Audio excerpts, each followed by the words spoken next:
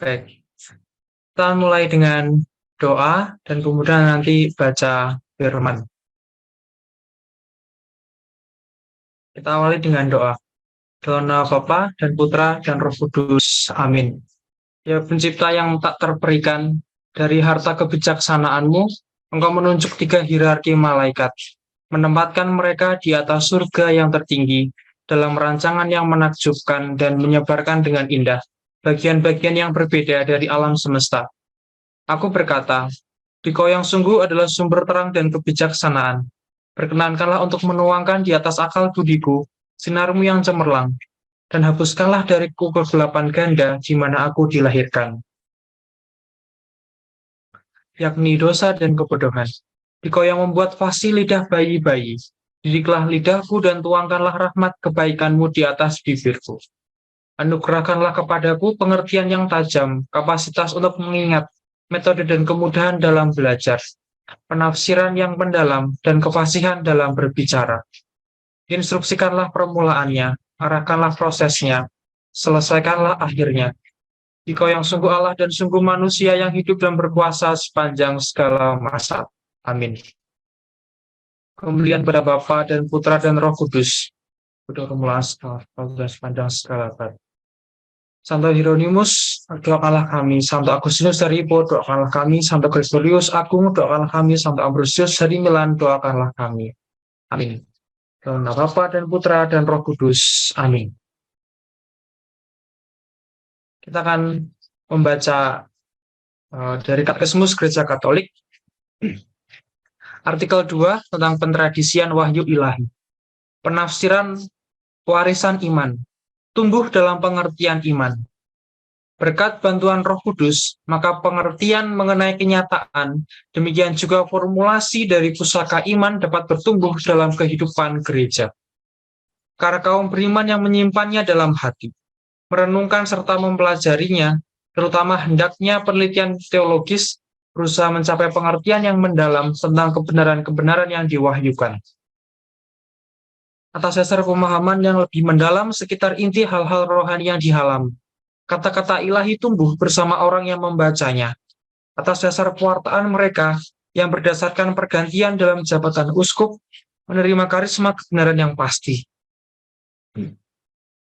Maka jelaslah tradisi suci, kitab suci, dan wewenang mengajar gereja, menurut rencana Allah yang maha bijaksana, saling berhubungan dan berpadu sedemikian rupa, sehingga yang satu tidak ada tanpa kedua lainnya dan semuanya bersama-sama. Masing-masing dengan caranya sendiri di bawah gerakan satu Roh Kudus, membantu secara berdaya guna bagi keselamatan jiwa-jiwa. Jadi pada malam hari ini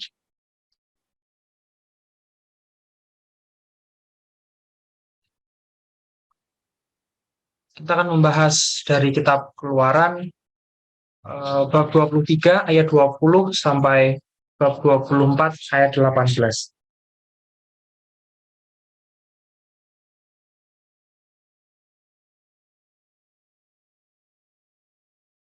Sesungguhnya aku mengutus seorang malaikat berjalan di depanmu untuk melindungi engkau di jalan dan untuk membawa engkau ke tempat yang telah kusediakan.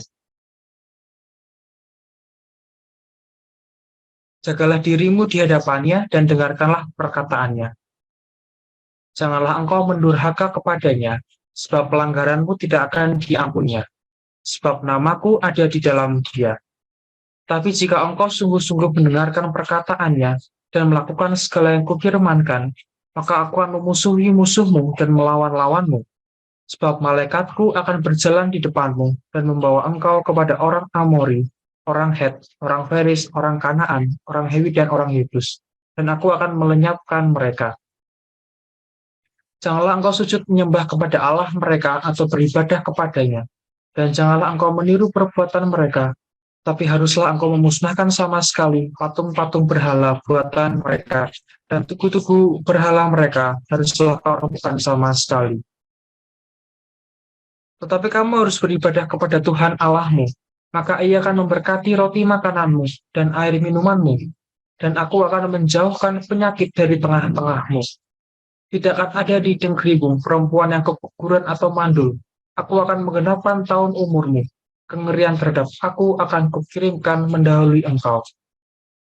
Aku akan mengacaukan semua orang yang kau datangi, dan aku akan membuat semua musuhmu lari membelakangi engkau. Lagi aku akan melepaskan tabuhan mendahului engkau, sehingga binatang-binatang itu menghalau orang Hewi, orang Kanaan, orang Het itu dari depanmu. Aku tidak akan menghalau mereka dari depanmu dalam 1 tahun, supaya negeri itu jangan menjadi sepi, dan segala binatang hutan jangan bertambah banyak melebihi engkau. Sedikit demi sedikit aku akan menghalau mereka dari depanmu, sampai engkau beranak cucu sedemikian, hingga engkau dapat memiliki negeri itu. Aku akan menentukan batas daerahmu dari laut Teberau sampai laut Filistin, dan dari padang gurun sampai sungai Efrat. Sebab aku akan menyerahkan penduduk negeri itu ke dalam tanganmu, sehingga engkau menghalau mereka dari depanmu. Janganlah mengadakan perjanjian dengan mereka ataupun dengan Allah mereka. Mereka tidak akan tetap diam di negeri, supaya mereka jangan membuat engkau berbuat dosa kepadaku, dan beribadah kepada Allah mereka, sebab tentulah hal itu menjadi jerat bagimu. Berfirmanlah ia kepada Musa, naiklah menghadap Tuhan, engkau dan Harun, Nadab dan Abihu, dan 70 orang dari para tua-tua Israel, dan sujudlah kamu menyembah dari jauh. Hanya Musa sendirilah yang mendekat kepada Tuhan, tapi mereka itu tidak boleh mendekat, dan bangsa itu tidak boleh naik bersama-sama dengan dia. Lalu datanglah Musa dan memberitahukan kepada bangsa itu segala firman Tuhan dan segala peraturan itu. Maka seluruh bangsa itu menjawab serentak, segala firman yang telah diucapkan Tuhan itu akan kami lakukan. Lalu Musa menuliskan segala firman Tuhan itu. Keesokan harinya, pagi-pagi, didirikannya lah mezbah di kaki gunung itu dengan 12 tugu, sesuai dengan ke-12 suku Israel. Kemudian disuruhnyalah orang-orang muda dari bangsa Israel. Maka mereka mempersembahkan korban bakaran dan menyembelih lembu-lembu jantan sebagai korban keselamatan kepada Tuhan. Sudah itu Musa mengambil sebagian dari darah itu, lalu ditaruhnya ke dalam pasu, sebagian lagi dari darah itu disiramkannya pada mezbah itu. Diambilnyalah kitab perjanjian itu, lalu dibacakannya dengan didengar oleh bangsa itu, dan mereka berkata, segala firman Tuhan akan kami lakukan dan akan kami dengarkan. Kemudian Musa mengambil darah itu dan menyiramkannya pada bangsa itu serta berkata, inilah darah perjanjian yang diadakan Tuhan dengan kamu, berdasarkan segala firman ini. Dan naiklah Musa dengan Harun, Nadab dan Abihu dan 70 orang dari para tua-tua Israel. Lalu mereka melihat Allah Israel, kakinya berjejak pada sesuatu yang buatannya seperti lantai dari batu nilam, dan yang terangnya seperti langit yang cerah. Tapi kepada pemuka-pemuka orang Israel itu tidaklah diulurkannya tangannya. Mereka memandang Allah, lalu makan dan minum. Tuhan berfirman kepada Musa, naiklah menghadap aku ke atas gunung dan tinggallah di sana. Maka aku akan memberikan kepadamu loh batu, yakni hukum dan perintah yang telah kutuliskan dan untuk diajarkan kepada mereka. Lalu bangunlah Musa dengan Yosua adiknya, maka naiklah Musa ke atas gunung Allah itu. Tetapi kepada para tua-tua itu ia berkata, tinggal di sini menunggu kami, sampai kami kembali lagi kepadamu. Bukankah Harun dan Hur ada bersama-sama dengan kamu? Siapa yang ada perkaranya, datanglah kepada mereka. Maka Musa mendaki gunung dan awan itu menutupinya. Kemuliaan Tuhan diam di atas gunung Sinai, dan awan itu menutupinya 6 hari lamanya. Pada hari ke-7 dipanggilnyalah Musa dari tengah-tengah awan itu. Tampaknya kemuliaan Tuhan sebagai api yang menghanguskan di puncak gunung itu pada pemandangan orang Israel. Masuklah Musa ke tengah-tengah awan itu dengan mendaki gunung itu. Lalu tinggallah ia di atas gunung itu 40 hari dan 40 malam lamanya. Demikianlah sabda Tuhan kepada Allah. Jadi kita membahas tentang Keluaran bab 23 itu mengenai janji dan teguran kepada Israel, upacara pengingkatan perjanjian, dan juga Musa di Gunung Sinai. Dari peta perjalanan bangsa Israel, hari ini bangsa Israel masih berada di Gunung Sinai. Kalau tidak salah, sudah 3 pertemuan kita membahas bangsa Israel masih di Gunung Sinai, dimulai dari 10 perintah Allah dan sampai hari ini. Ya, ini waktu ya untuk sharing dari teman-teman sebelum pada pengajaran. Silakan untuk sharing, barangkali ada kesaksian ataupun pertanyaan. Apa yang bisa kita pelajari dari janji dan teguran Tuhan kepada bangsa Israel? Apa yang bisa kita pelajari dari upacara pengikatan perjanjian antara Tuhan dengan bangsa Israel? Apa yang bisa kita pelajari dari percakapan Tuhan dengan Musa? Atau boleh juga men-sharingkan yang lainnya, memberikan kesaksian atau juga mau bertanya. Silakan dari teman-teman. Ada yang mau sharing ke teman-teman atau mungkin terlalu sulit bacaannya? Kalau kita lihat dari bacaan awalnya di 23, ini kan itu sesungguhnya aku mengutus seorang malaikat berjalan di depanmu. Ini juga salah satu bahasan nanti di bagian pengajaran. Malaikat ini siapa ya? Untuk melindungi engkau di jalan dan untuk membawa engkau ke tempat yang telah disediakan. Dan kemudian di ayat yang ke-24, janganlah engkau sujud menyembah kepada Allah mereka atau beribadah kepadanya. Dan janganlah engkau meniru perbuatan mereka, tapi haruslah engkau memusnahkan sama sekali patung-patung berhala buatan mereka. Dan tugu-tugu berhala mereka haruslah kau robohkan sama sekali. Di sini patung-patung mereka itu pasti merujuk pada di atasnya itu ya, orang Amori, orang Set, orang Faris. Bahkan dikatakan di ayat 23, aku akan menyiapkan mereka. Nah, kemudian poin-poin yang berikutnya dapat dilihat dari sini, ya sebenarnya kalau utuhnya ya ini mengenai janji dan teguran kepada Israel, upacara pengikatan perjanjian dan juga Musa di Gunung Sinai. Tapi barangkali yang sudah kita tahu beberapa minggu lalu bahwa bangsa Israel itu dalam ditegur oleh Allah, kemudian di ayat 24 ayat yang ketiga. Datanglah Musa memberitahukan kepada bangsa itu segala firman Tuhan, segala peraturan itu, dan semua bangsa itu menjawab serentak, segala firman yang telah diucapkan Tuhan itu akan kami lakukan. Itu nanti akan diulang lagi di ayat yang ketujuh. Segala firman Tuhan akan kami lakukan dan akan kami dengarkan. Nah, tapi kan pertanyaannya seberapa lama orang orang Israel itu setia dengan kata-katanya, kan, gitu.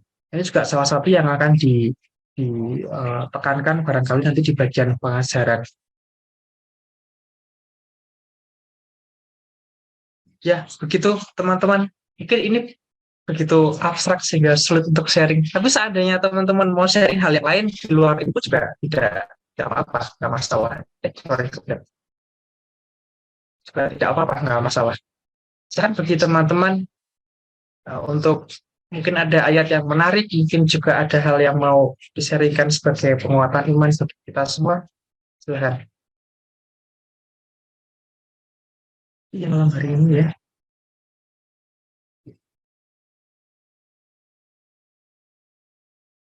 Apa yang bisa dipelajari? Mungkin kalau di luar ini barangkali teman-teman ada ayat kitab suci apa yang mengena di minggu ini atau di bulan ini barangkali yang bisa jadi pegangan, boleh juga untuk di-sharingkan sebagai pendalaman iman barangkali ya. Masuknya dalam kesaksian.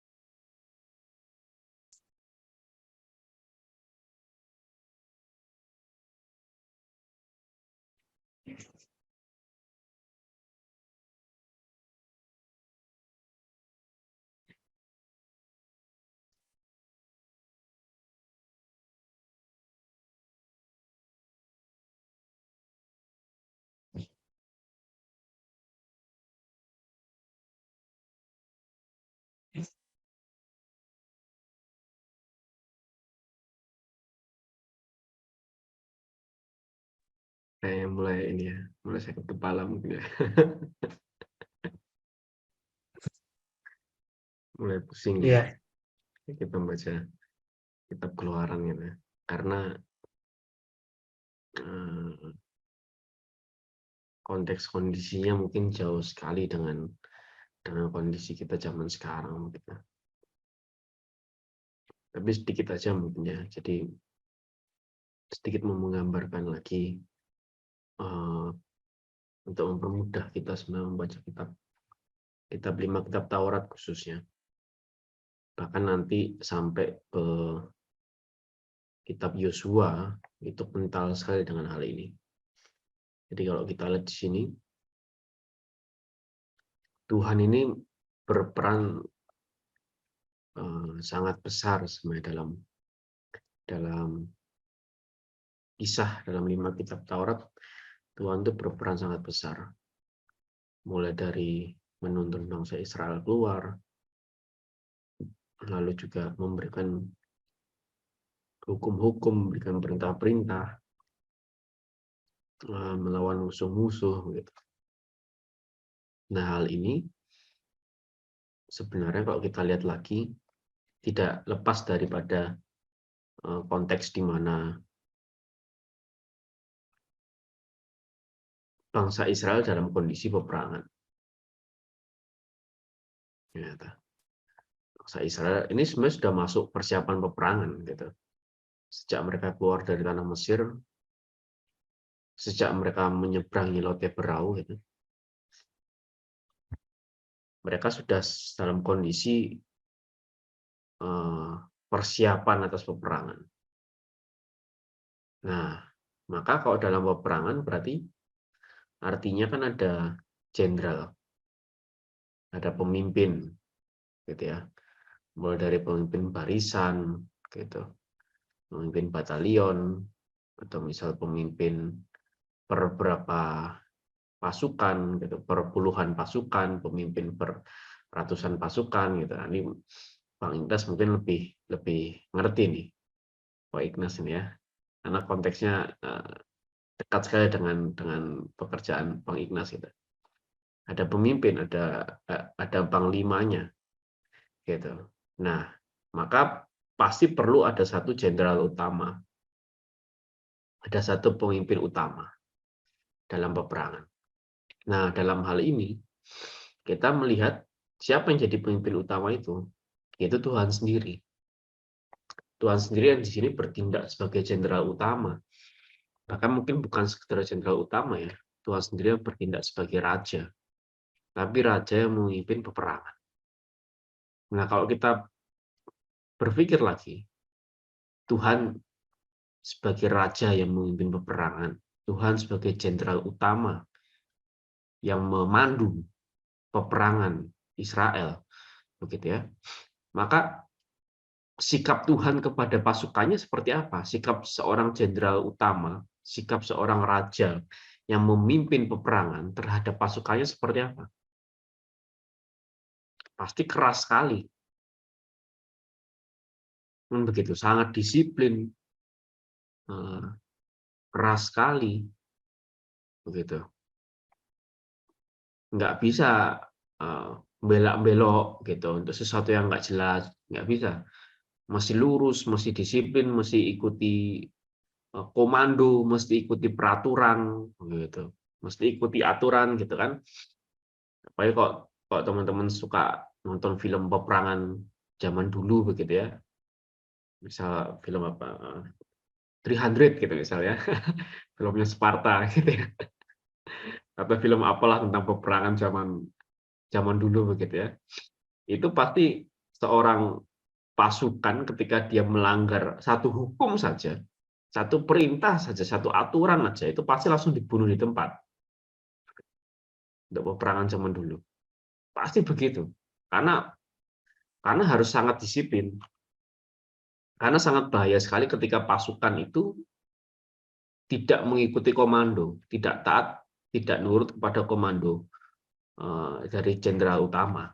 Nah, ini sangat bahaya sekali. Maka ketika ada satu saja pasukan yang melanggar peraturan, gitu kan. Itu langsung dibunuh di tempat. Nah, ini Tuhan juga sebenarnya bertindak seperti itu. Karena konteks zamannya ya seperti ini. Konteksnya peperangan, nanti kita masuk, kita membahas kitab Keluaran, nanti kita akan ada kisah di mana mereka berperang juga. Apalagi masuk ke kitab Bilangan, wah itu peperangan banyak sekali di sana. Kitab Yosua, itu juga banyak sekali peperangan di sana. Gitu. Nah, maka keras sekali. Gitu.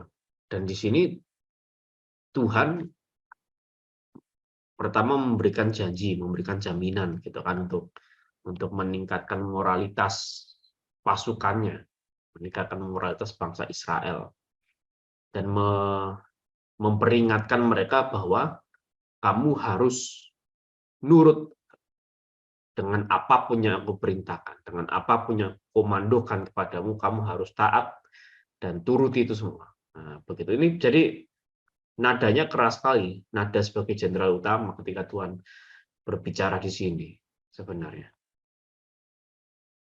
Dan di seluruh 5 kitab Taurat nanti sampai ke kitab Yosua gitu. Maka maka dari itu kok kita lihat seakan memang Tuhan perjanjian lama tuh keras ya. Jahat ya dalam tanda kutip gitu. Tapi Tuhan perjanjian baru kok seakan lembut sekali. Tuhannya sebenarnya tidak berubah gitu. Tuhan tidak pernah berubah.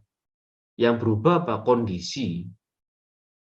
Itu konteks zamannya yang berubah. Begitu. Nah, kemarin saya sempat ketemu seseorang juga yang ternyata mengikuti jazz ini secara online di YouTube ya, di rekaman di YouTube, gitu ya. Salah satu pengikut setia begitu. Tapi nggak pernah join di sini, sayang sekali. Nah, dia bilang, gitu, wah ternyata akhirnya pertanyaanku terjawab ketika aku nonton salah satu videonya. Ketika kita bahas kitab Keluaran gitu ya, pertanyaanku akhirnya terjawab. Kenapa kok Tuhan ketika perjanjian lama seakan jahat dalam tanda kutip gitu. Sebenarnya tidak jahat, tidak berubah Tuhan, tapi memang kondisinya, konteks zamannya yang memang mengharuskan demikian. Dan ini bentuk kebijaksanaan dan hikmat yang luar biasa daripada Tuhan. Bayangkan kalau Tuhan di kitab Keluaran ini, dia mengatakan, ya tidak apa-apa, kasihilah sesamamu, yang penting adalah hati dan niatan hatimu. Nah, begitu, wah mereka udah hancur, udah hilang nih, bangsa Israel udah punah pasti. Gitu. Ya kan? Udah punah, bangsa Israel punah, nggak akan ada Yesus gitu kira-kira. Gitu kan? Nah, itu karena memang konteksnya peperangan dan sampai zaman itu memang konteksnya bangsa itu saling serang menyerang. Nah, ketika masuk ke abad pertama, ke zaman Yesus, nah, konteksnya sudah berubah. Begitu. Konteksnya saat itu kondisi dunia dalam tanda kutip cukup stabil karena beberapa kerajaan besar menguasai dunia, seperti kerajaan Romawi itu menguasai dunia. Begitu. Di bagian timur ada kerajaan China gitu yang juga menguasai daerahnya. Begitu kira-kira. Ada India juga yang juga dikuasai oleh kerajaan yang masih di sana. Jadi beberapa wilayah cukup stabil. Gitu. Afrika dengan negara Mesirnya. Gitu. Jadi beberapa mayoritas daerah bumi cukup stabil. Nah, dan masyarakatnya juga sudah mengerti bahwa sudah mengerti bermasyarakat begitu. Sudah mengerti mana yang baik dan buruk. Sudah mengerti mana yang boleh dilakukan untuk sesama, mana yang jangan. Sudah mengerti mana yang menguntungkan untuk orang lain dan mana yang merugikan untuk orang lain gitu. Sudah mengerti. Jadi Tuhan tidak perlu mengajari lagi mengenai hidup bermasyarakat gitu. Makanya langsung Tuhan bicara mengenai apa? Ya bagaimana sikap hatimu. Gitu. Apalagi saat itu sudah fokus utamanya adalah Yesus. Gitu. Bagaimana banyak mungkin bangsa menerima Yesus sebagai Tuhan dan Juru Selamat agar mereka diselamatkan. Nah, caranya apa? Nah, caranya bukan berperang. Karena caranya bukan berperang, maka Tuhan juga tidak mengajarkan kita untuk berperang mengangkat pedang dan perisai. Nah, itu pada konteksnya masing-masing. Nah, kalau kita Keluaran ini kan mereka bangsa budak, begitu ya.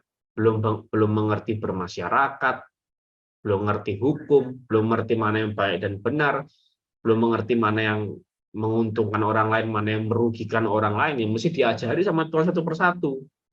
Kamu jangan begini, kamu kalau mencuri harus mengganti sedemikian rupa. Itu kan menunjukkan bahwa kamu mencuri itu merugikan orang lain.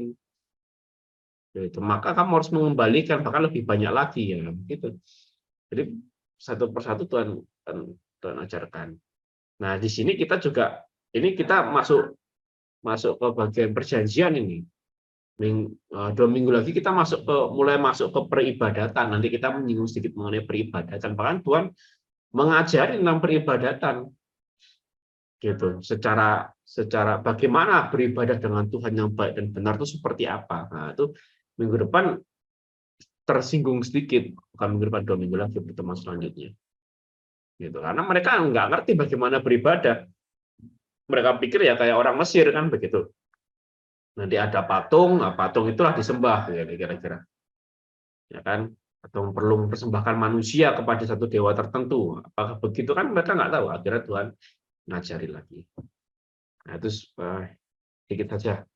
Nggak sedikit ya, nggak banyak sih. Karena nggak ada sharing sih. Oke, silakan Le. Saya kembalikan ke Leo. Ya, thank you, Albertus.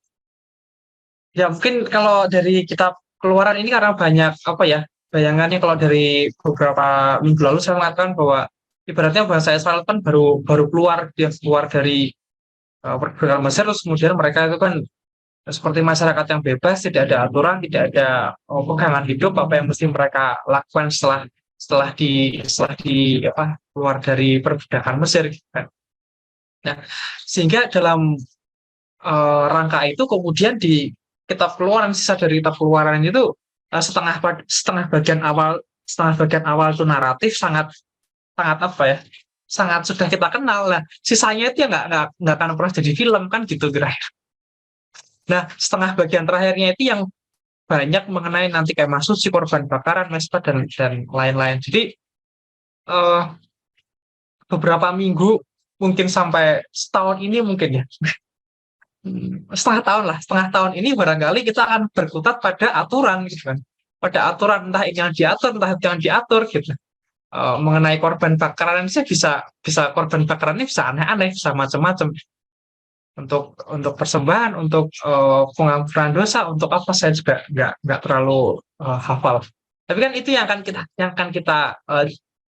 kita jalani bersama-sama. Nah, mungkin ketika teman-teman tidak hari ini tidak ada yang sharing mengenai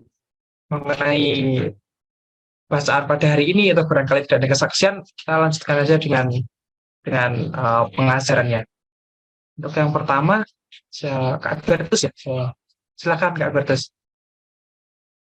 Oke,